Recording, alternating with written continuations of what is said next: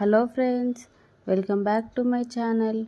ఈరోజు ఎంతో ఈజీగా చేసే బెండకాయ ఫ్రై ఎలా చేద్దామో చూద్దామా. ఫస్ట్ ఒక ప్యాన్ తీసుకొని దాంట్లో ఆయిల్ వేసుకోండి.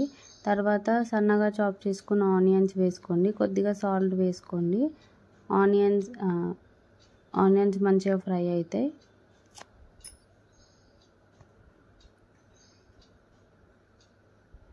తర్వాత గ్రీన్ చిల్లీ వేసుకోండి. ఇవి కూడా బాగా ఫ్రై అవ్వాలి. తర్వాత కొద్దిగా అల్లం వెల్లుల్లి పేస్ట్ వేసుకోండి. అల్లం వెల్లుల్లి పేస్ట్ పచ్చివాసన పోయే వరకు ఫ్రై చేసుకోండి. తర్వాత కొద్దిగా పసుపు వేసుకోండి.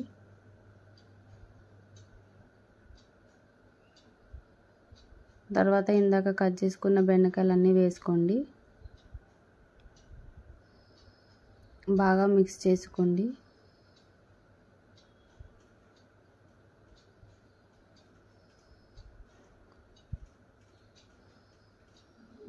ఒక 5 to 10 minutes ఇట్లా క్యాప్ వేసుకొని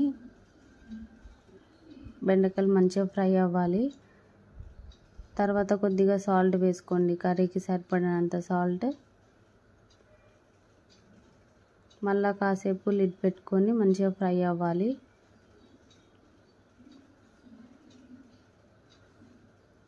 తర్వాత కొంచెం ధనియాల పొడి వేసుకోండి.